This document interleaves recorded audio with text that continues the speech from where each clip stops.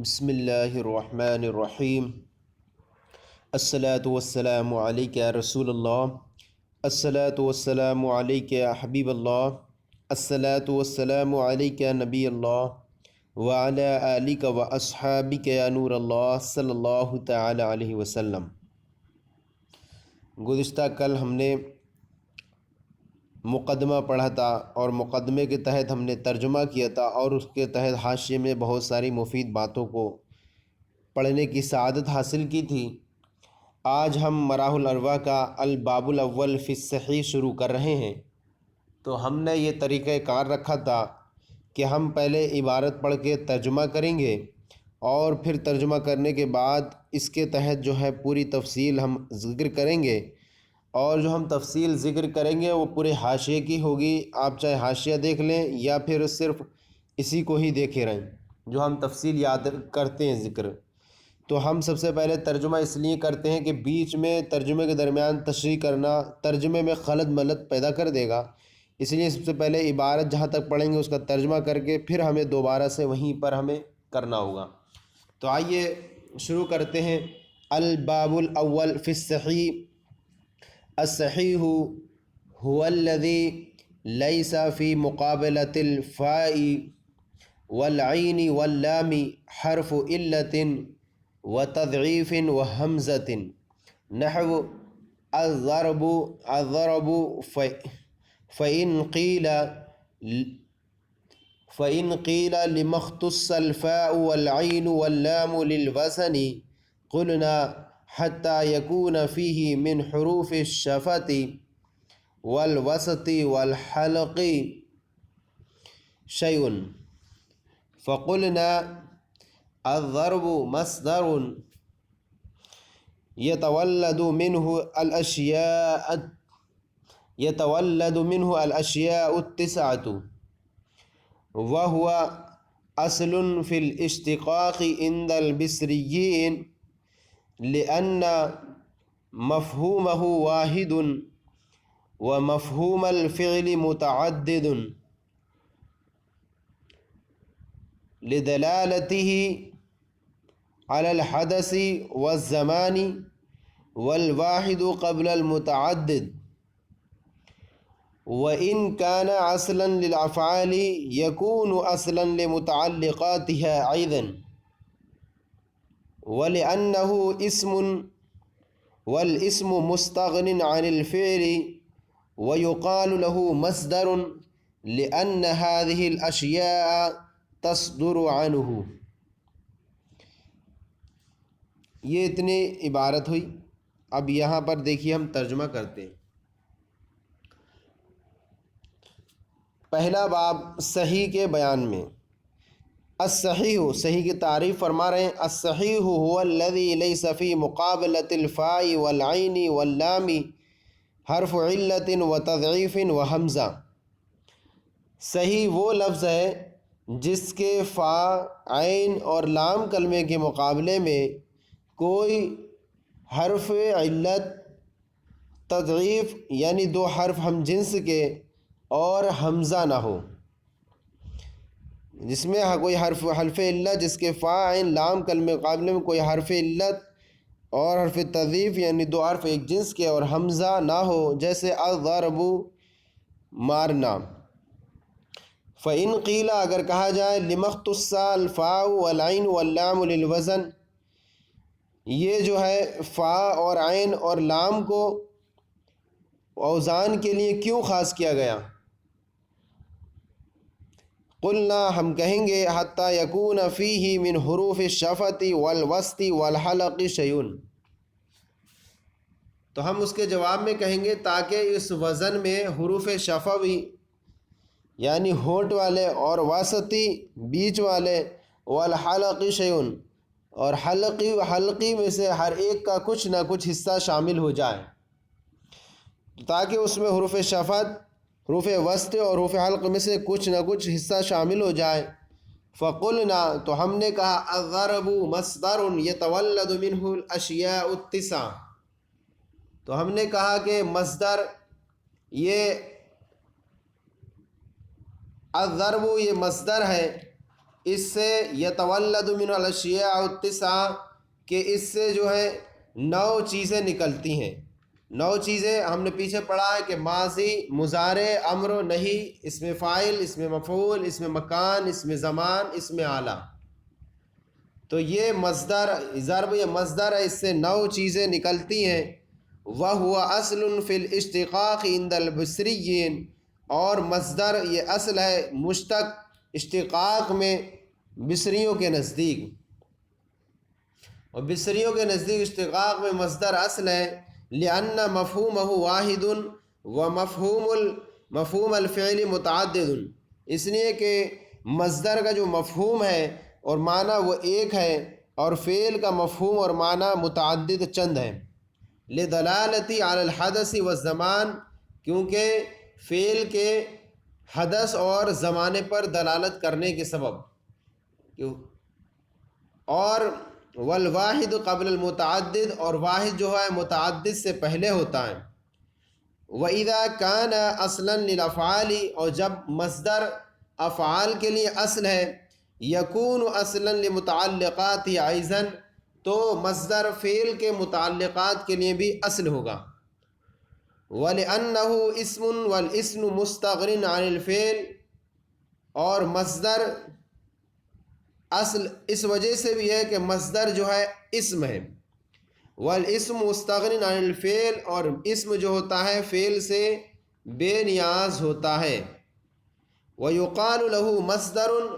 اور مصدر کو مصدر کہا جاتا ہے۔ تصدر لأن هذه الاشیاء تصدر عنہ، اس لیے کہ یہ چیزیں یعنی افعال اور متعلقات افعال تصدر عنہ مصدر سے ہی صادر ہوتی ہیں، مصدر سے ہی نکلتی ہیں۔ یہ ہو گیا ہمارا یہاں تک ترجمہ اور عبارت کا پورا۔ اب آئیے یہاں پر ہم پھر ایک مرتبہ اس کی طرف چلتے ہیں۔ یہاں پر ہم نے جو پڑھا، یہاں پر مصنف علیہ الرحمٰن نے یہاں پر تعریف بیان فرمائی صحیح کی، تو مصنف نے جو ہے صحیح کے بیان کو کیوں مقدم یہاں فرمایا ہے؟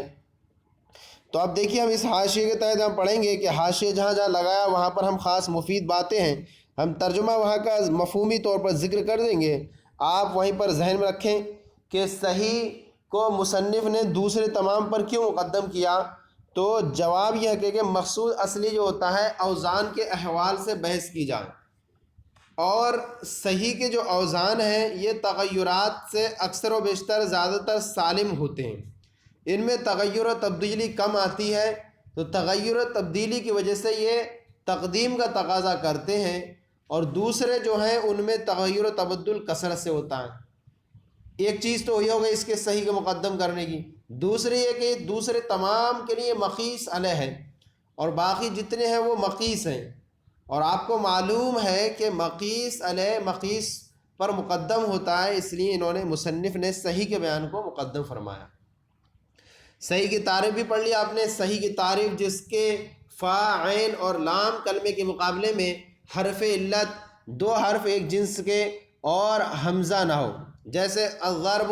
مصدر نہ، یا فا کلمہ ضاد، یہاں پر نہ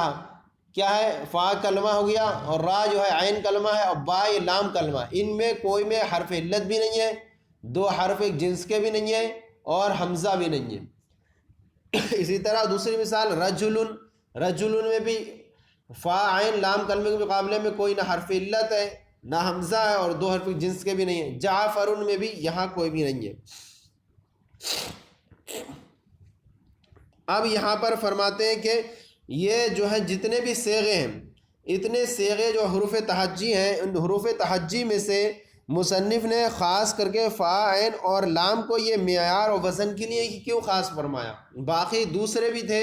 ان کو بھی مصنف اختیار فرما سکتے تھے، ان میں سے بھی کسی کو لے سکتے تھے، تو مصنف نے ان کو چھوڑ کر کے صرف فا، عین اور لام کو ہی کیوں اختیار فرمایا؟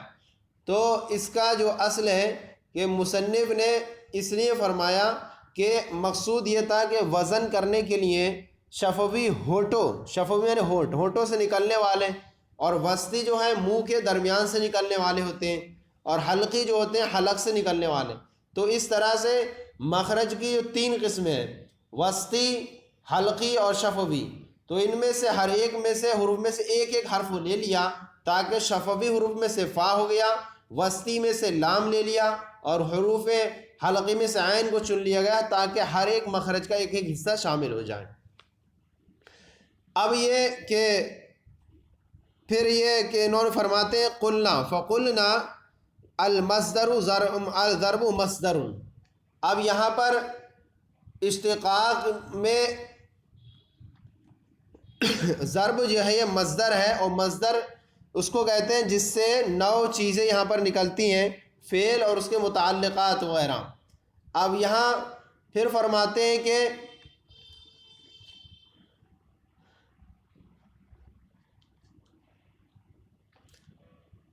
وَهُوَ أَصْلٌ فِي الاشتقاق عند البصريين،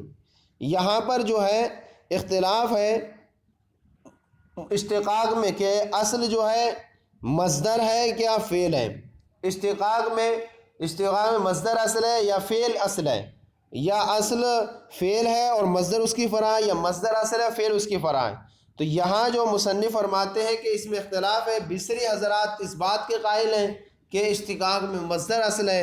اور فعل اس کی فرع ہے، جبکہ کوفی حضرات فرماتے ہیں کہ فعل اصل ہے اور مصدر اس کی فرع ہے۔ اب اسی پر یہاں پر بحث کریں گے۔ یہاں پر سب سے پہلے 3 دلیل جو دیں گے وہ بصریوں کی دلیل دیں گے، 3 جو اس بات پر ہوں گی کہ فعل مصدر اصل ہے اور فعل اس کی فرع ہے۔ پھر کوفی حضرات جو ہیں رد کریں گے بصریوں کا اور اپنے فعل کے اصل ہونے پر دلیلیں دیں گے۔ پھر مصنف علیہ الرحمہ تائید کے طور پر بصریوں کے مذہب کے جواب میں کوفیوں کے جو سوالات تھے ان کا رد کریں گے، تاکہ اپنا جو موقف ہے وہ ثابت ہو جائے۔ اس کے اندر بس اتنا بیان کریں گے۔ اب یہاں پر سب سے پہلے مصنف علیہ الرحمہ 3 دلیلیں بیان کر رہے ہیں بصریوں کی جانب سے فعل مصدر کے اصل ہونے پر۔ تو سب سے پہلے یہاں فرماتے ہیں مصدر یا اصل ہے اشتقاق میں بصریوں کے نزدیک لأن مفہوم سے پہلی دلیل ہے۔ تو پہلی دلیل یہ کیا ہے؟ لأن مفہوم واحد، مصدر کا جو مفہوم ہے وہ ایک ہے، اور فعل کا مفہوم اور معنی جو ہے متعدد ہے۔ کہ مصدر کا مفہوم جو ہے صرف جو ہے حدث ہے یعنی معنی ہے، اور فعل کا مفہوم جو ہے معنی اور زمانہ ہے۔ تو اس کے اندر 2 چیزیں پائی گئیں یعنی مرکب متعدد ہوا، اور فعل اور مصدر کے اندر ایک چیز پائی جاتی ہے، ایک ہے، اور یہ واحد ہے، گویا کہ وہ 2 ہوئے، چند ہوئے۔ اور آپ کو معلوم ہے کہ ایک جو ہے وہ جو ہے چند پر کیا ہوتا ہے؟ مقدم ہوتا ہے، اس لیے جو ہے مصدر اصل ہے اور فعل اس کی فرع ہے۔ اب یہاں پر ایک چیز ہے کہ یہاں ہم حاشیے میں دے رہے ہیں کہ ایک چیز کہہ رہے ہیں کہ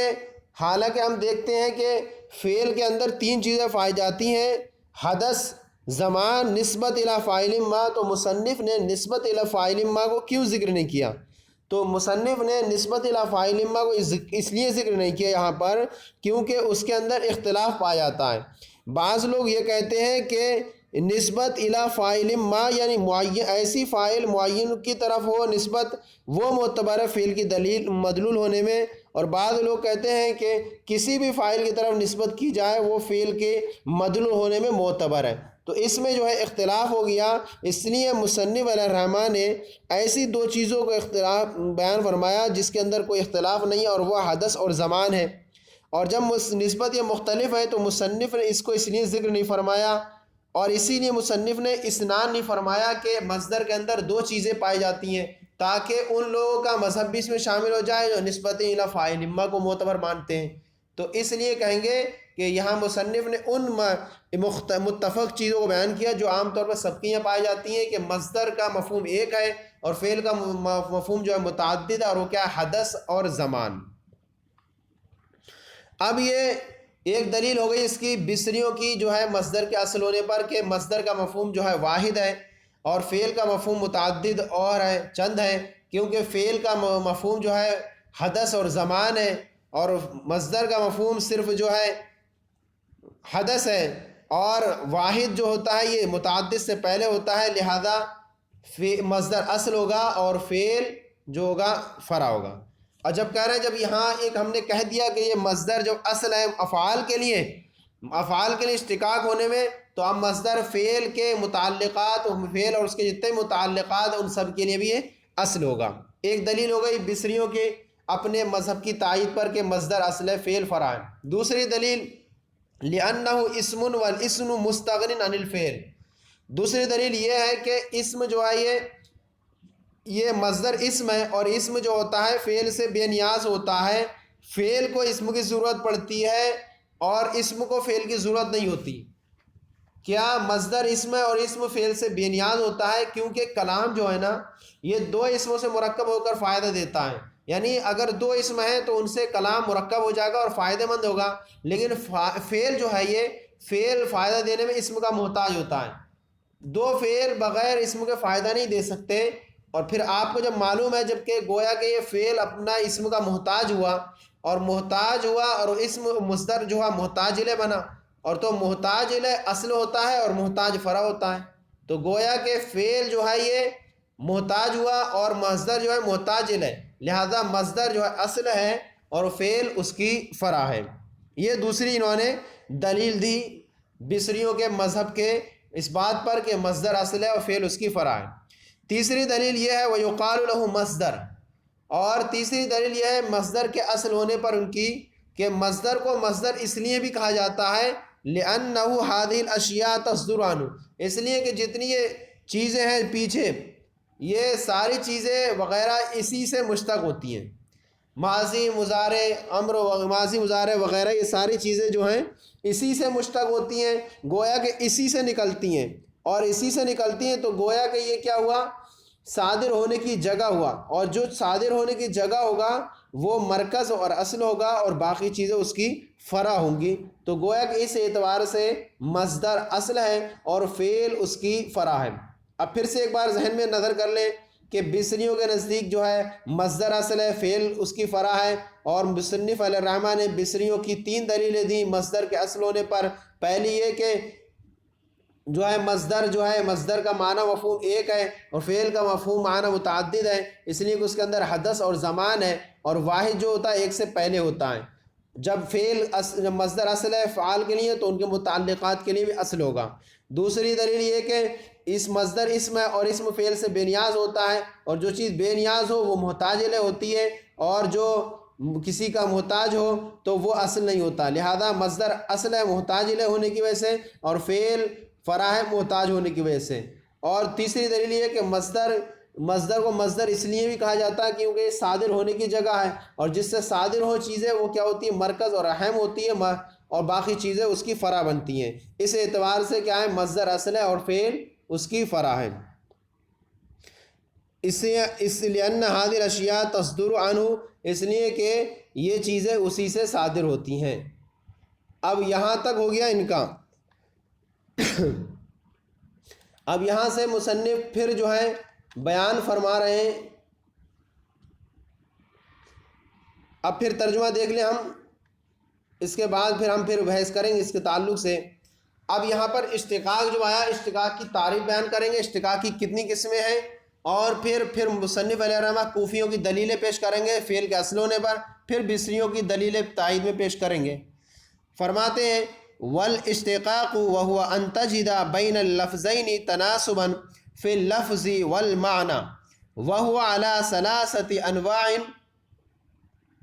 صغير وهو ان يكون بينهما تناسب في الحروف والترتيب نحو ضرب من الضرب، وكبير وهو ان يكون بينهما تناسب في اللفظ دون الترتيب نحو جبز من الجزب، واكبر وهو ان يكون بينهما تناسب في المخرج دون الحروف والترتيب نحو نعق من النحق، والمراد من الاشتقاق المذکور ها هنا اشتقاق صغیر۔ یہاں مصنف علیہ الرحمہ جو ہیں یہاں پر صرف مشتق کے بارے میں بیان کر رہے ہیں، کوفیوں کی دلیلیں وغیرہ آگے آئیں گی۔ اب ترجمہ دیکھیں، اشتقاق کیا ہے، وہی ان تجد بین اللفظین تناسبا فی اللفظ والمعنی۔ اشتقاق کہتے ہیں کہ دو لفظوں کے درمیان، مشتق اور مشتق منہ کے درمیان، مشتق اور مشتق منہ کے درمیان لفظ اور معنی میں لفظ اور معنی میں تناسب اور مناسبت پائی جائے، دو لفظوں کے درمیان یعنی مشتق اور مشتق منہ کے درمیان لفظ اور معنی میں مناسبت پائی جائے۔ اب اتنی ہی ہو گئی اشتقاق کی تعریف ہوئی۔ اب یہاں فرماتے ہیں وَهُوَ عَلَىٰ ثَلَاثَةِ أَنْوَاعٍ، اور اشتقاق کی یہاں پر 3 قسمیں ہیں۔ نمبر 1 اولها صغیر، پہلی کیا ہے؟ اشتقاق سے مراد اشتقاق صغیر، پہلی قسم۔ اشتقاق صغیر کسے کہتے ہیں؟ وَهُوَ أَن يَكُونَ بَيْنَهُمَا تَنَاسُبٌ فِي الْحُرُوفِ وَالتَّرْتِيبِ، یہ کہ دونوں کے درمیان یعنی مشتق اور مشتق منہ کے درمیان حروف اور ترتیب میں مناسبت پائی جائے، مناسبت موجود ہو۔ جیسے ضرب من الضرب، ضرب یہ ضرب سے مشتق ہے اور ضرب یہ مشتق منہ، الضرب جو ہے یہ مشتق ہے، اور دونوں کے درمیان مناسبت ہے حروف اور ترتیب میں۔ دعاد ہے پہلے میں تو وہاں ضرب میں بھی دعاد ہے، را ہے تو یہاں پر بھی را ہے، اور یہاں پر بھی با ہے، حروف اور ترتیب برابر ہے ان کی، تو اس کو کہیں گے اشتقاق صغیر۔ و کبیر و ثانی، اور دوسری ہے اشتقاق کبیر، وہو ان یکون بینہما تناسب فی اللفظ دون الترتیب، اور وہ یہ ہے کہ اشتقاق کبیر وہ ہے کہ مشتق اور مشتق منہ کے درمیان کیا ہے؟ لفظ میں مناسبت پائی جائے، نہ کہ ترتیب میں، صرف لفظ میں تناسب موجود ہو نہ کہ ترتیب میں۔ جیسے جبزہ من الجذبی، اب جبزہ معنی کھینچنا ہوتا ہے، اس کا معنی ہے کھینچنا دونوں کا، اور یہ جبزہ یہ مشتق ہے اور جذب یہ مشتق منہ ہے، اور دونوں کے درمیان لفظ میں تو مناسبت ہے کہ سارے سے دونوں کے درمیان جا بیم با زا ہے، اور اس میں بھی جا با زا با ہے، لیکن ترتیب میں مناسبت نہیں ہے کہ پہلے والے میں دیکھیں کہ بیچ میں جو ہے با گیا اور لاسٹ میں زال ہے، جبکہ دوسرے میں درمیان میں زال ہے اور لاسٹ میں با ہے، تو اس وجہ سے ترتیب سے برابر نہیں ہوئی، اس اعتبار سے یہ کہیں گے اشتقاق کبیر ہے۔ تیسری ہے وہ اکبر، و ثالث و اکبر، تیسری ہے اکبر، وہو ان یکون بینہما تناسب فی المخرج مخرج دون الحروف والترتیب۔ اشتقاق اکبر وہ اشتقاق ہے جس میں کہ مشتق اور مشتق منہ کے درمیان، مشتق بینہما سے مراد جہاں بھی بولیں گے تو وہاں مشتق منہ کے درمیان کہیں، اور یہ کہ مشتق اور مشتق منہ کے درمیان مخرج میں مناسبت پائی جائے، نہ کہ حروف اور ترتیب میں، نہ حروف میں ہو نہ ترتیب میں ہو، مناسبت ہو۔ جیسے نعیقہ نحقو سے مشتق ہے، اور ان دونوں کے درمیان جو ہے یہاں پر جو مناسبت ہے وہ صرف نہ تو حروف کے اعتبار سے ہے کہ درمیان میں یہاں پر نعاقہ میں عین ہے اور وہاں درمیان میں ہا آ گیا، مناسبت نہیں حروف کے اعتبار سے، ترتیب میں بھی مناسبت نہیں ہے، تو اس اعتبار سے اشتقاق اکبر ہے۔ اب یہ مخرج کے اعتبار سے مناسبت ہے ان کے درمیان، کیونکہ یہاں پر دونوں عین اور ہا یہ حروف حلقی میں سے ہیں، مناسبت موجود نہیں ہے، اور ہاں ان کے درمیان اشتقاق سے یہاں پر مناسبت ہے۔ اب کہہ رہے ہیں والمراد من الاشتقاق المذکور ہا ہنا اشتقاق صغیر، مصنف نے یہ 3 چیزیں ذکر کی، ان میں یہاں پر اپنی کتاب میں کون سی چیز پہ بحث کرنا ہے؟ تو اشتقاق صغیر مراد ہے، اشتقاق کبیر یا اشتقاق اکبر؟ تو فرماتے ہیں یہاں پر اشتقاق مراد اشتقاق مذکور سے یہاں پر اشتقاق صغیر ہے۔ یہ اتنا ہو گیا۔ اب یہاں پر آگے جو ہے دلیل بیان کریں گے کوفیوں کی فعل کے اصل ہونے پر، اور مصدر کا وہ توڑ کریں گے، پھر وہ ہے مصری حضرات کی پھر دلیل پیش کریں گے مصنف۔ تو یہاں پر ہم نے جو پڑھا اشتقاق کے بارے میں، اشتقاق کیا ہے؟ 2 لفظوں کے درمیان حروف اور ترتیب میں مناسبت پائی جائے تو اس کو اشتقاق کہتے ہیں۔ اب اس کی 3 قسمیں اشتقاق صغیر، اور یہاں کتاب میں اشتقاق صغیر مراد ہے۔ اس کی 2 دلیل حسن اس طور پر یہاں کہہ سکتے ہیں ہم کہ یہاں پر جو ہے مشتق یہ کہ کوئی خالی نہیں اس بات سے کہ مشتق اور مشتق منہ کے حروف میں ذات یا مخرج کے اعتبار سے دونوں ایک ہوں گے، خالی نہیں، یا تو مشتق کے حروف مشتق منہ کی حروف کی جنس سے ہوں گے ذات کے اعتبار سے یا مخرج کے اعتبار سے۔ اب اگر مشتق کے حروف مشتق منہ کی حروف کی جنس سے ایک سے ہیں مخرج کے اعتبار سے تو وہ اشتقاق اکبر ہے، مخرج کے اعتبار سے نعاقہ اور نحیقہ میں۔ اور اگر مشتق کے حروف مشتق منہ کے حروف کی ترتیب پر ہیں، ترتیب پر تو ہیں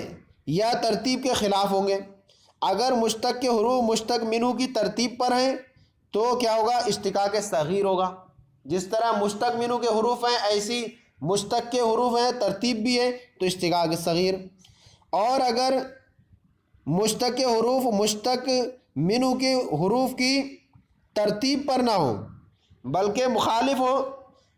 تو ایسی صورت میں وہ اشتقاق کبیر ہوگا۔ اب یہاں پر اشتقاق میں سے اشتقاق صغیر یہ قریب ہے، کیونکہ اسی سے زیادہ تر بحث کی جاتی ہے، طلبہ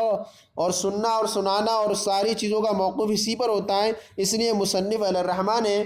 اپنی دونوں قسم پر اشتقاق صغیر کو مقدم فرمایا۔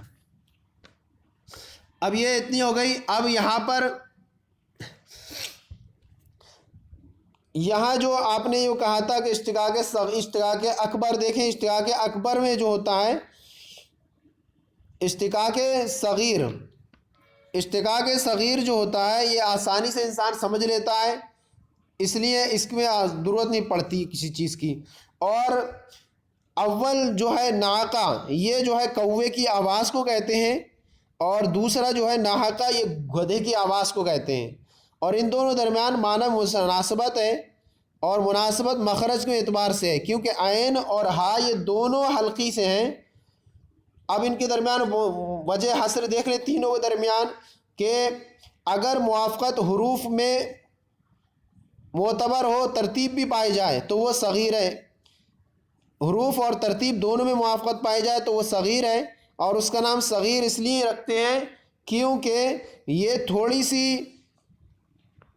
غور و فکر کے ذریعے سے انسان ان کے درمیان اشتقاق کو پہچان لیتا ہے، اور اگر موافقت صرف حروف میں ہو، ترتیب میں نہ ہو، تو وہ اشتقاق کبیر ہے۔ اس میں تھوڑی زیادہ غور و فکر کی ضرورت پڑتی ہے اشتقاق کو تلاش کرنے میں، اور اگر وہاں حروف اور ترتیب دونوں میں مناسبت معدوم ہو تو وہ اکبر ہے، کیونکہ یہاں بہت زیادہ ضرورت پڑتی ہے اشتقاق کو جاننے کے لیے کہ وہاں حروف بدل جاتے ہیں۔ یہ جو ہو گئی دلیل حصر ہو گئی ان سب کی۔ اب یہاں پورا ہو گیا یہاں بیان۔ اب آئیے پھر جو ہے بصریوں کی طرف چلتے ہیں، پھر ہم ایک مرتبہ ترجمہ کر لیتے ہیں اس کا، آگے والے لفظ کا، عبارت کا۔ وقال الكوفيون ينبغي أن يكون الفعل أصلا لأن إعلاله مدار لإعلال المصدر وجودا وعدما، أما وجودا ففي يعيد عدة وقام قياما، وأما عدما ففي يوجل وجلا وقاوم قواما، ومداريته تدل على أصالته، وأيضا يؤكد الفعل به نحو ضربت ضربا وهو بمنزلة ضربت، والمؤكد أصل من المؤكد، ويقال له مصدر لكونه مصدورا عن الفعل، كما قالوا مشرب عذب ومركب فارح أي مشروب ومركوب۔ یہ انہوں نے عبارت یہاں پر پیش کی۔ اب یہاں ہم ترجمہ کر لیتے ہیں۔ مصنف علیہ الرحمٰ یا کوفیوں کی 3 دلیلیں پیش کر رہے ہیں، ہم پہلے ترجمہ کر کے پھر وضاحت کریں گے، صرف ترجمے میں کچھ الگ سے نہیں کریں گے۔ وقال الکوفیون، اور کوفی فرماتے ہیں، کوفیوں نے کہا کہ ینبغی ان یکون الفعل اصلا، مناسب یہ ہے، مناسب معلوم ہوتا ہے کہ فعل یہ اصل ہو اور مصدر فرع ہو، لأن اعلالہ مدار لإعلال المصدر، اس لیے کہ اس کی تعلیل، اس لیے کہ فعل کی تعلیل یہ مصدر کی تعلیل کے لیے، لأن اعلالہ، اس لیے کہ فعل کی تعلیل مصدر کی تعلیل کے لیے وجود اور عدم کے اعتبار سے یہ سبب ہے، وجود اور عدم کے اعتبار سے یہ سبب ہے۔ اما وجوداً، بہرحال اعلال جو ہے وجود کی مثال جو ہے وجود کے اعتبار سے، ففی یعید، جیسے یعید عیدتاً، وقام قیاماً، اور قام قیاماً میں موجود ہے وجوداً کے اعتبار سے۔ واما عدماً، رہا تعلیل عدم کی مثال تو وہ یوجل وجلاً اور قاوم قواماً میں موجود ہے۔ ومداریتہ تدل علی اصالتہ، اور اعلال میں فعل کا مدار ہونا، فعل کا اعلال میں مدار ہونا یہ دلالت کرتا ہے فعل کے اصل ہونے پر، دوسری دلیل وَأَيْضًا يُؤَكَّدُ الْفِعْلُ بِهِ، اور یہ کہ فعل کی تاکید لائی جاتی ہے مصدر سے، مصدر کے ذریعے فعل کی تاکید لائی جاتی ہے، جیسے ضربت ضربن، اور یہ ضربت وہو بمنزلۃ ضربت، اور یہ ضربت کے درجے میں ہے۔ والمؤکد اصل من المؤکد، اور مؤکد یہ مؤکد سے اصل ہوتا ہے۔ یہ ترجمہ ہو گیا۔ اب آگے چلیں، وَيُقَالُ لَهُ مصدر، تیسری دلیل دے رہے ہیں فعل کے اصل ہونے پر۔ وَيُقَالُ لَهُ مصدر، اور مصدر کو مصدر کہا جاتا ہے لِكَوْنِ مَصْدُورًا عَنِ الْفِعْلِ، مصدر کو فعل سے صادر ہوتا ہے، اس وجہ سے اس کو مصدر کہا جاتا ہے۔ لِكَوْنِ مَصْدُورًا عَنِ الْفِعْلِ، فعل سے صادر ہونے کی وجہ سے مصدر کہا جاتا ہے۔ جیسے کہ لوگوں نے کہا مشربن عذبن اور مرکبن فارحن، اور اس سے مراد کیا ہوتا ہے؟ یعنی مشربن عذبن اور مرکبن فارحن، یعنی مشروبن عذبن میٹھا پانی، و مرکوبن فارحن اور تیز رفتار گھوڑا وغیرہ۔ یہ انہوں کا ترجمہ ہو گیا، جنہوں نے تین دلیلیں دی کوفیوں نے اپنے فعل کے اصل ہونے پر۔ اب آئیے ہم اس کو حاشی کے طور پر اچھی طریقے سے ہم کو وضاحت کرتے ہیں۔ یعنی کوفی فرماتے ہیں کہ فعل اصل ہے اور مصدر اس کی فرع ہے۔ مصنف علیہ الرحمٰن نے جو کوفیوں کے مصدر کے اصل ہونے پر تین دلیلیں دی تھیں، ان تین دلیلوں کا یہ یہاں سے رد کریں گے، اور پھر اپنے جو ہے مذہب کو ثابت کریں گے کہ فعل اصل ہے اور مصدر اس کی فرع ہے۔ تو دیکھیے یہاں پر فعل کے اصل ہونے پر کوفی حضرات تین دلیلیں پیش کر رہے ہیں۔ پہلی دلیل کیا انہوں نے فعل کے اصل ہونے پر کوفی حضرات کی پہلی دلیل یہ ہے کہ فعل یہ مصدر، فعل اصل ہو اور مصدر اس کی فرع ہو۔ کیوں؟ پہلی دلیل لِأَنَّا سے کر رہے ہیں۔ لِأَنَّا اس لیے کہ فعل کی تعلیل یہ مصدر کی تعلیل کے لیے وجود اور عدم کے اعتبار سے سبب ہے۔ یعنی فعل کے اصل ہونے پر کوفی کی دلیل یہ وجود اور عدم کے اعتبار سے، مطلب یہ ہے اس کا وجود کا مطلب یہ ہے کہ اگر فعل میں تعلیل پائی جائے گی تو مصدر میں تعلیل پائی جائے گی، اور عدم کا مطلب یہ ہے کہ اگر فعل میں تعلیل نہیں پائی جائے گی تو مصدر میں بھی تعلیل نہیں ہوگی۔ اس پر انہوں نے دلیلیں بھی دی ہیں، دیکھیں جیسے کہ یعید عیدتاً اور قاما قیاماً، یہ وجود کے اعتبار سے کیا، جیسے یعید فعل میں تعلیل ہوئی ہے اس لیے اس کے مصدر عیدتاً میں بھی تعلیل ہوئی، تو گویا کہ فعل کی تعلیل یہ سبب ہے مصدر کی تعلیل کے لیے۔ اگر فعل میں تعلیل ہوگی تو مصدر میں تعلیل ہوگی۔ دوسری مثال انہوں نے قامہ کی دی، قامہ یہ فعل میں تعلیل ہوئی ہے، لہذا اس کے مصدر قیامن میں بھی تعلیل ہوئی۔ تو اب انہوں نے یہ اپنا اس طور پر انہوں نے ثابت کیا کہ اگر فعل میں تعلیل نہ ہوئی ہے تو اب مصدر میں بھی تعلیل نہیں ہوگی، وہ عدم کے اعتبار سے۔ جیسے کہ یوجلو فعل ہے اور فعل میں یہاں تعلیل نہیں ہوئی ہے، لہذا وجلن یہ مصدر، اس کے مصدر وجلن میں بھی تعلیل نہ ہوئی۔ اسی طرح قاومہ یہ فعل ہے، فعل میں تعلیل نہیں ہوئی تو قوامن اس کے مصدر میں بھی تعلیل نہیں ہوئی۔ تو اب یہاں پھر اتنا انہوں نے بیان کر دیا، وَمَدَارِيَّتُ، اس پر اور پختہ کرنا اپنی دلیل کو، وَمَدَارِيَّتُ، اور کسی چیز کی سببیت اس کے اصل ہونے پر دلالت کرتی ہے، لہذا فعل اصل ہے اور مصدر اس کی فرع ہے۔ یہ ہو گیا ان کا یہ دلیل۔ دوسری دلیل لِأَنَّا وَأَيْضًا سے دوسری دلیل ہے کہ فعل اصل ہے، مصدر اس کی فرع ہے۔ فعل کے اصل ہونے پر کوفی دوسری دلیل یہ دیتے ہیں کہ فعل کی تاکید مصدر سے لائی جاتی ہے، جیسے کہ ضربتو ضربن، ضربن یہ مصدر ہے، ضربتو فعل ہے اور ضربن یہ مصدر ہے، اور یہ کس کے جملہ ضربتو کی منزل میں ہے، اور یہ ضربتو کی منزل میں ہے، گویا کہ اس کی تاکید ضربتو کی درجے میں ہے۔ گویا کہ کسی نے یہ کہا کہ میں نے ضربتو پھر 2 مرتبہ لایا، یعنی میں نے ہی مارا، تو ضربتو کو ضربن یہ کس کی درجے میں، ضربتو اصل ہوتا، ضربتو، تو یہاں ضربن اس کی ضربن کے ذریعے تاکید لائی گئی ضربتو فعل کی۔ اور پھر یہ اور مزید بات کرتے ہیں اس کی، والمؤکد اصل، مؤکد یعنی بفتح بفتح الکاف، مؤکد بفتح الکاف یہ اصل ہے یعنی فعل، اور مؤکد بے کسر الکاف یہ فرع ہے۔ تو مؤکد کا معنی یعنی فعل ہوگا، اور مؤکد جو ہوگا وہ مصدر ہوگا۔ تو ضربتو یہ مؤکد ہے اور ضربن یہ مؤکد ہے۔ اب کہہ رہے ہیں کہ مؤکد یہ مؤکد فرع ہوتا ہے اور مؤکد اصل ہوتا ہے، یعنی مؤکد فعل اصل ہوتا ہے اور مؤکد یعنی مصدر فرع ہوتا ہے۔ لہذا فعل جو مؤکد ہے اس کی تاکید لائی گئی ہے مصدر کے ذریعے، لہذا فعل وہ اصل ہے اور مصدر جو مؤکد ہے وہ فرع ہے۔ یہ دوسری دلیل ہوئی ان کی فعل کے اصل ہونے پر۔ تیسری دلیل فعل کے اصل ہونے پر کوفی حضرات یہ ہے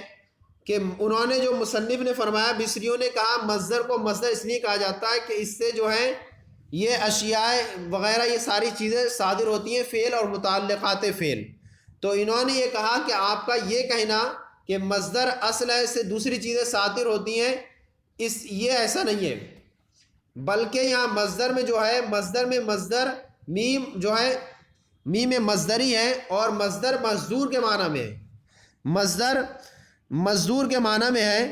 اور مصدر جب مزدور کے معنی میں تو گویا کہ اب معنی ہوگا کہ گویا کہ وہ فعل سے صادر کیا گیا،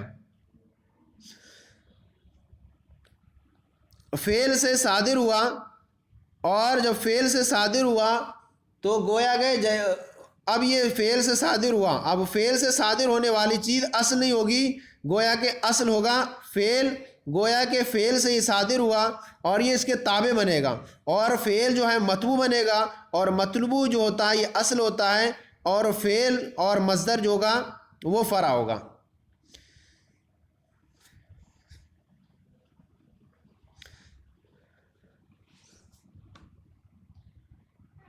وَيُقَالُ لَهُ مَصْدَرٌ لِكَوْنِ مَصْدُورٌ عَنِ الْفِعْلِ، یہ یہاں سے بیان کر رہے ہیں کہ اسے جو ہے مصدر کہا جاتا ہے کیونکہ یہ مصدور فعل سے صادر ہوا ہے۔ اس پر انہوں نے دلیل بھی پیش کی کہ جیسا کہ کہا جاتا ہے مشربن اور عذبن کہا جاتا ہے، شیریں پانی، اور مرکبن فارہن تیز رفتار گھوڑا وغیرہ کہا جاتا ہے، اور اس سے مراد کیا ہوتا ہے مشروبن اور مرکوبن ہوتا ہے۔ ایسے یہاں پر آپ جو کہہ رہے ہیں کہ مفعل یہ مصدر ہے اور اس سے مراد جو ہے صادر ہونے کی جگہ محل الصدری ہے، ایسا نہیں ہے، بلکہ یہاں ایسے ہی ہے مصدر بمعنی مصدور ہے، صادر کیا ہوا، اور یہ صادر کس سے کیا گیا؟ فعل سے صادر کیا گیا، لہذا فعل اصل ہوگا اور مصدر اس کی فرع ہوگا، جیسے کہ مشربن اور مرکبن بولے آتا ہے اور اس سے مراد مشروبن اور مرکوبن ہوتا ہے، ایسے ہی مصدر بول کر اس سے مصدور یعنی صادر کی وہ مراد ہے، اور یہ بات ظاہر ہے جو چیز صادر کی جائے وہ فرع ہوتی ہے اور جس سے صادر وہ اصل ہوتی ہے، لہذا فعل اصل ہوگا اور مصدر اس کی فرع ہوگا۔ جیسے کہ کہا جاتا ہے مشربن عذبن و مرکبن فارہن، اور مراد ہوتا ہے مشروبن و مرکوبن۔ یہ انہوں نے تین دلیلیں دی کوفیوں نے اپنے فعل کے اصل ہونے پر۔ پہلی دلیل یہ دی انہوں نے کہ فعل مصدر کی تعلیل، فعل کی تعلیل یہ سبب ہے مصدر کی تعلیل کے لیے، وجود اور عدم کے اعتبار سے اگر فعل میں تعلیل ہوگی تو مصدر میں تعلیل ہوگی، اگر فعل میں تعلیل نہیں ہوگی تو مصدر میں تعلیل نہیں ہوگی، اور کسی چیز کی سببیت مداریت یہ اس کے اصل ہونے پر دلالت کرتی ہے، لہذا فعل اصل ہے اور مصدر اس کی فرع ہے۔ دوسری دلیل انہوں نے دی ہے کہ فعل کی تاکید مصدر سے لائی جاتی ہے، اور گویا کہ ضربت ضربن یہ ضربت کی درجے میں ہے، اور مؤکد یعنی فعل یہ کیا آتا ہے مؤکد یہ اصل ہوتا ہے اور مؤکد یہ فرع ہوتا ہے، اور مؤکد فرع ہوتا ہے لہذا فعل اصل ہوا اور مصدر یہ فرع ہوا۔ تیسری دلیل انہوں نے دی ہے کہ آپ نے جو کہا تھا مصدر مفعول کے وزن پر ہے صادر ہونے کی جگہ، ہم مانتے ہی نہیں کہ مصدر یا صادر ہونے کی جگہ ہے، بلکہ مصدر میں میم مصدری ہے، مزدور کے معنی میں ہے، جیسے کہ صادر ہونے کی جگہ گویا کہ فعل سے صادر کیا گیا، جیسے کہ بولے آتا ہے مشربن عذبن مرکبن فارہن، اور اس سے مراد مشروبن عذبن اور مشروبن عذبن اور مرکوبن فارہن مراد ہوتا ہے۔ ایسے یہاں پر بھی مصدر بول کر کے مزدور مراد ہے۔ اب یہاں سے مصنف جو ہے پھر کوفیوں کے رد میں بصریوں کی طرف سے تین دلیلیں دیں گے جو اس بات پر ہوں گی کہ مصدر اصل ہے اور فعل فرع ہے، اور جب مصدر کا اصل ہونا ثابت ہو جائے گا، دلیلیں اپنی مضبوط ہو جائیں گی، تو خود جو ہے مصدر کا اصل ہونا ثابت ہو جائے گا اور فعل کا اصل ہونا باطل ہو جائے گا۔ یہاں سے پہلے ہم ترجمہ کر لیتے ہیں۔ دیکھیں یہاں پر فرماتے ہیں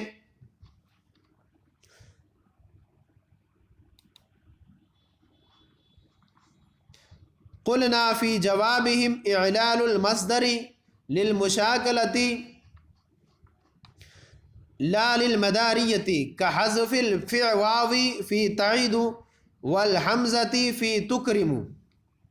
والمؤکدۃ لا تدل علی الإصالۃ فی الاشتقاق بل فی الاعراب کما فی جاءنی زید زید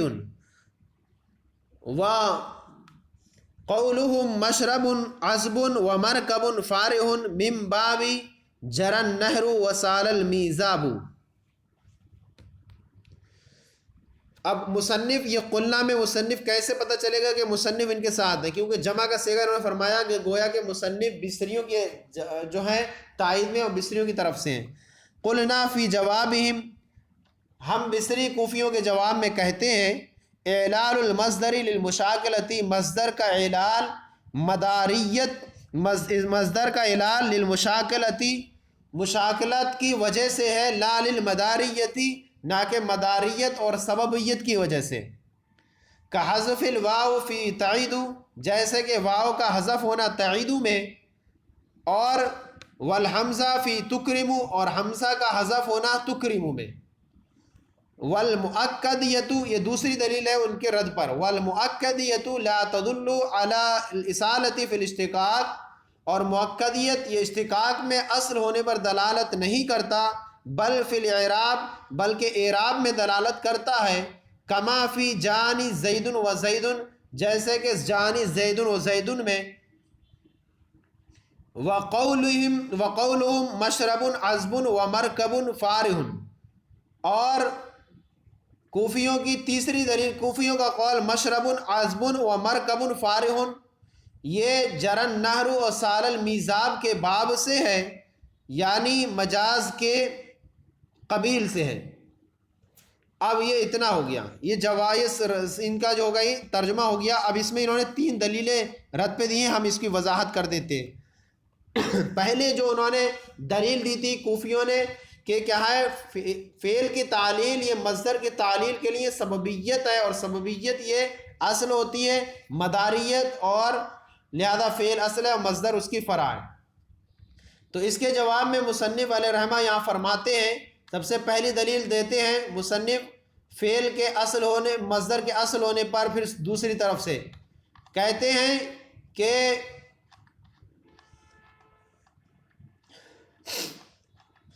یہاں پر جیسے کہ کحذف الواو فی تعید، فرماتے ہیں کہ مصدر کی جو تعلیل ہے یہ مشاکلت کی وجہ سے ہے، نہ کہ سببیت کی وجہ سے۔ یعنی مصدر کی تعلیل جو ہوئی ہے مصدر میں مشاکلت موافقت کی وجہ سے ہوئی ہے، نہ کہ فعل کی سببیت کی وجہ سے۔ جیسا کہ آپ نے بیان کیا کہ فعل کی سببیت کی وجہ سے فعل گویا کہ سبب ہے، اگر فعل میں تعلیل ہوگی تو مصدر میں تعلیل ہوگی، حالانکہ آپ کا یہ قاعدہ بھی ٹوٹ جائے گا۔ جیسے کہ واو کا حذف ہونا تعیدو میں، قاعدہ یہ ہے کہ واو کا حذف کر دیا تعیدو میں، حالانکہ قاعدہ کیا ہے؟ قاعدہ یہ ہے کہ ہر وہ واو جو یا اور کسرے کے درمیان میں تو وہ واو گر جاتا ہے۔ جیسے یعیدو میں واو گر گیا، یعیدو جو اصل میں یعیدو تھا، تو اس میں واو کو اس لیے گرا کہ یا اور کسرے کے درمیان ہے قاعدے کے اعتبار سے، لیکن تعیدو میں واو اور یا کسرے کے درمیان نہیں ہے، واو اور یا واو اس لیے، لیکن تعیدو میں واو یا اور کسرے کے درمیان میں نہیں ہے، کیونکہ وہاں پر جو ہے تا ہے، یا ہی نہیں تعیدو میں، اب پھر وہاں پر بھی گر گیا۔ تو آپ کا یہ کہنا کہ واو کو کیونکہ فعل کی تعلیل یہ سبب ہے مصدر کے لیے، تو یہاں تعیدو میں پھر کیوں حذف ہو گیا؟ تو یہاں کہیں گے کہ واو کو اس لیے حذف کر دیا تاکہ مضارع کے تمام صیغے ایک ہی طریقے پر ہو جائیں، کہ جب وہ فعل یعیدو میں حذف ہوا تو اب تعیدو وغیرہ میں بھی حذف ہوا، اگرچہ یہاں سبب نہیں پایا جا رہا تھا کہ یہاں پر یا نہیں تھی تعیدو میں، لیکن واو کو اس لیے حذف کر دیا تاکہ مضارع کے تمام صیغے ایک ہی طریقے پر ہو جائیں، حالانکہ حذف کا سبب یہاں نہیں پایا جا رہا تھا۔ اس ایک طرح ہو گئی والحمزہ فی تکرم، اور اسی طرح تکرم میں حمزہ کو حذف کر دیا، مضارع کے تمام صیغوں میں حمزہ کو حذف کیا، حالانکہ جو ہے صرف اکرم و اکرم میں 2 حمزہ جمع ہوتے، وہاں پر خرابی پائی جا رہی تھی، تو وہاں حذف کرنا چاہیے تھا تکرم وغیرہ کے تمام صیغوں میں حذف کیا، حالانکہ قاعدہ جو تھا صرف مضارع متکلم کے صیغے سے حمزہ وہ حذف کیا جاتا، کیونکہ متکلم میں دو حمزہ کا اجتماع ہو رہا تھا، جبکہ دوسرے صیغوں میں یہ مسئلہ ہی نہیں تھا، پھر بھی دوسرے صیغوں میں حذف کیا، کیوں؟ تاکہ مشاکلت، تاکہ تمام صیغے ایک سے ہو جائیں اور تمام صیغوں میں موافقت ہو جائیں، حالانکہ دوسرے موافقت کا اجتماع کا مسئلہ ہی نہیں تھا، ایک حمزہ ہوتی دوسرے تمام صیغوں میں، تو دوسرے صیغوں میں حذف اس لیے کر دیا تاکہ باب کا حکم متحد ہو جائے، اگرچہ حمزہ حذف کی علت دوسرے صیغوں میں نہیں پائی جا رہی تھی۔ تو اب کہنا یہ کوفیوں کا یہ کہنا کہ مصدر میں تعلیل کا دار و مدار فعل کی تعلیل پر ہے، درست نہیں ہے۔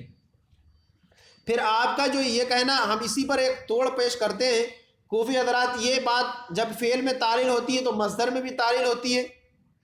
یہ ساری چیزیں حاشیے میں موجود ہیں، ہم حاشیے کا خلاصہ پیش کر رہے ہیں۔ یہ جب فعل میں تعلیل ہوتی ہے تو مصدر میں بھی تعلیل ہوگی، حالانکہ اس کی آپ کے خلاف یہ بات ہوتی ہے کہ ایسی بہت ساری جگہ ہیں جہاں فعل میں تعلیل ہوئی ہے لیکن مصدر میں تعلیل نہیں ہوئی ہے، جیسے کہ رما یہ فعل ہے، رما یا متحرک ماغل مفتوح یا کو الف سے بدل دیا، رما فعل میں تعلیل ہوئی لیکن مصدر رمیان میں تعلیل نہیں ہوئی ہے۔ اسی طرح فعل ایشو شبا میں تعلیل ہوئی ہے لیکن مصدر ایشی شابن میں تعلیل نہیں ہوئی ہے۔ لہذا کوفی حضرات کا قول کہ فعل کی تعلیل یہ سبب ہے مصدر کی تعلیل کے لیے، یہ خود باطل ہو گیا، اور بیسری حضرات کا پہلے والا جو یہ توڑ کر رہے تھے وہ موقف ثابت ہو گیا کہ مصدر اصل ہے اور فعل فرع ہے۔ ایک دلیل ان کی باطل ہو گئی تو مصدر کے اصل ہونے پر ایک طرح سے ہمارا یہ ثبوت ہو گیا۔ دوسری دلیل انہوں نے یہ دی تھی کہ فعل اصل ہے اور مصدر اس کی فرع ہے، کہ فعل کی تاکید مصدر سے لائی جاتی ہے تو مؤکد اصل ہوتا ہے، مؤکد اصل ہوتا ہے، مؤکد فرع ہوتا ہے۔ آپ نے یہ کہا اس کا والمؤکدیۃ لا تدل علی الاصالۃ سے رد کر رہے ہیں کہ مؤکدیت یہ اشتقاق میں اصل ہونے پر دلالت نہیں کرتی بلکہ اعراب میں دلالت کرتی ہے، جیسے کہ جانی زید و زید میں۔ اس کا یہ ہے کہ انہوں نے کہا کہ آپ نے کہا فعل کی تاکید مصدر سے لائی جاتی ہے، لہذا فعل اصل ہے اور مصدر اس کی فرع ہے، تو اس کا یہ انہوں نے یہ کہا کہ کسی چیز کا مؤکد اور دوسرے کا مؤکد ہونا اس کے اصل ہونے پر دلالت نہیں کرتا بلکہ اس بات پر دلالت کرتا ہے کہ دونوں اعراب میں برابر ہیں، یعنی دونوں پر، یعنی مؤکد اور مؤکد پر جو اعراب آ رہا ہے وہ ایک ہی جہت سے آ رہا ہے، یعنی دونوں یا تو فاعل بننا ہے یا دونوں مفعول بننا ہے، نہ کہ اصل و فرع ہونے کے اعتبار سے۔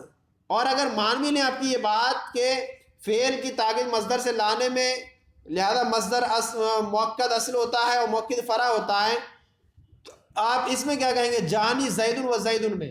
پہلا والا زید مؤکد ہے اور دوسرا مؤکد ہے، اور پہلے زید کی تاکید جو ہے دوسرے زید سے لائی گئی ہے، حالانکہ آپ کے بقول مؤکد اصل اور مؤکد فرع ہوتا ہے، اور جو فرع ہوتا ہے وہ اصل سے نکلتا ہے، حالانکہ دوسرا یہ زید جو ہے پہلے زید سے تو مشتق نہیں ہے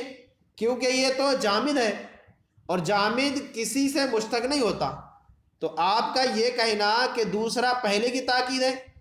پھر بھی اصل و فرع نہیں، تو پتہ چلا کہ آپ کا یہ کہنا مؤکد اصل و مؤکد فرع ہوتا ہے، درست نہیں، یہ آپ کی دوسری دلیل بھی رد ہو گئی۔ اب تیسری دلیل جو ہے رد کر دیں گے تو مصنف اپنا جو بصریوں کا مذہب ثابت ہو جائے گا کہ کیا ہے، مصدر اصل ہے اور فعل اس کی فرع ہے۔ تیسری یہ تھی، انہوں نے کہا تھا کہ مصدر کو مصدر اس لیے کہا جاتا ہے کہ مصدور کے معنی میں فعل سے صادر ہونے کی جگہ صادر ہونے والا، لہذا یہ اصل نہیں ہوگا، فرع ہوگا، جیسے کہ مشربن اور عذبن بولا مرکبن بولا جاتا ہے، اس سے مشروب اور مرکوب مراد ہوتا ہے۔ تو یہ کہتے ہیں، یہ آپ نے جو کہا مشربن عذبن اور مرکبن فارحن، یہ جرن نہر اور سار المیزاب کے قبیل سے، یعنی اس طور پر اس کا ہم رد کریں گے کہ مصدر مصدور کے معنی میں جیسے آپ نے کہا کہ جیسے مشرب اور مشروب بولا جاتا ہے اور اس سے مشروب اور مرکوب مراد ہوتا ہے، مصنف جواب میں یہ اس طور پر کہیں گے کہ بصری حضرات کی طرف سے ہم یہ تسلیم نہیں کرتے آپ کا قول کہ مشرب اور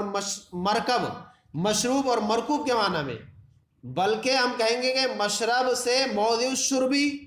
پینے کی جگہ اور مرکب سے محل الرکوب سوار ہونے کی جگہ مراد ہے۔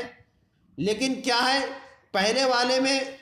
مشرب کہا جاتا ہے میٹھا، تو پہلی والی مثال میں عذوبیت یعنی میٹھے ہونے کی نسبت مشروب کی طرف، اور دوسری میں فراحیت یعنی فارحون کی نسبت یہ مرکوب کی طرف مجازی طور پر کر دی گئی ہے۔ جیسے کہ مجازی کے قبیل سے جیسے کہ کہا جاتا ہے جرن نہر، نہر جاری ہونا، تو نہر جاری نہیں ہوتی ہے، جاری ہونا تو اصل پانی کا کام ہے نہ کہ نہر کا۔ اسی طرح کہا جاتا ہے سال المیزاب، پر نالا بہا، تو نالا تھوڑی بہتا ہے، نالے کے اندر حرکت کون سی ہے، بلکہ پانی بہتا ہے وہاں پر بھی۔ تو جس طرح جرن نہر، نہر کا جاری ہونا، یعنی محل بول کر کے، محل یعنی نہر بول کر کے حال یعنی پانی مراد ہوتا ہے، ایسے ہی یہاں مصدر کو مصدور کے معنی میں لینے کے لیے آپ نے جو قول پیش کیا تھا مشربن اور مرکوب، مشربن اور مرکبن کو کہا کہ مشروب مرکوب کے معنی میں ہے، تو ہم نے کہا کہ یہاں مشربن اور مرکوبن کو بطور کیا ہے مجاز کے قبیل سے کہہ دیا گیا یہاں پڑوس میں رہنے کے اعتبار سے، لیکن اس سے مراد کیا ہے موضع الشربی اور محل الرکوب ہے، سوار ہونے کی جگہ۔ تو اب جو ہے آپ کا یہ قول جو کرنا یہ باطل ہو جائے گا، اور آپ نے جو یہ کہا تھا کہ مشربن مصدر مزدور کے معنی میں ہوتا ہے، تو اس طرح سے آپ کا یہ قول باطل ہو جائے گا۔ اس کو مزید اور وضاحت کر دیتا ہوں میں اس کی، جیسے کہ مشربن اور والی آپ نے جو دلیل دی ہے یہ صحیح نہیں ہے کہ سار المیزاب جسے کہتے ہیں تو جاری نہر نہیں ہوتی بلکہ پانی ہوتا ہے، اسی طرح میزاب یعنی پرنالہ نہیں بہتا بلکہ پانی بہتا ہے۔ تو اب اسی طرح یہاں پر جاری ہونے اور بہنے کی جو نسبت مجاز نہر اور میزاب کی طرف کر دی گئی، اسی طرح عذب کی نسبت مشرب پیالے کی طرف اور فارن کی نسبت مرکب زین کی طرف کر دی گئی ہے، تو یہ اس اعتبار سے کوفیوں کی دلیل تینوں رد ہو گئیں، اور تینوں رد ہو گئیں تو گویا کہ فعل کا اصل ہونا جو انہوں نے کہا تھا وہ باطل ہو گیا، اور بصریوں کا مذہب خود بخود ثابت ہو گیا کہ مصدر اصل ہے اور فعل اس کی فرع ہے۔ تو یہ ہمارا آج کا بیان مکمل ہوا، جہاں پر انہوں نے سب سے پہلے ہم نے صحیح کی تعریف کی، پھر یہ بیان کیا کہ فاعل لام کو ہی کیوں خاص کیا، پھر اس کے تحت پھر اس کے بعد انہوں نے بتایا اشتقاق کی تعریف، اشتقاق کی تینوں قسموں کا بیان کیا، پھر اس کے بعد انہوں نے بصریوں کے مذہب مصدر کے اصل ہونے پر بیان کیا، پھر کوفیوں کے فعل کے اصل ہونے کو بیان کیا، اور پھر بصریوں کے پھر دوبارہ سے مذہب کی تائید کو انہوں نے بیان کیا۔ یقیناً مجھے امید ہے کہ آپ کو ہمارا یہ انداز بیان سمجھ میں آئے گا اور اچھا لگے گا۔ اللہ تعالی ہم سب کے علم میں برکت عطا فرمائے۔ ہمارے چینل درس نظامی کو سبسکرائب کریں، اس طرح کی ویڈیو آپ کو موصول ہوتی رہیں گی۔ اللہ تعالی ہم سب کے علم میں برکت عطا فرمائے۔ پھر حاضر ہوں گے آپ کی بارگاہ میں۔ السلام علیکم۔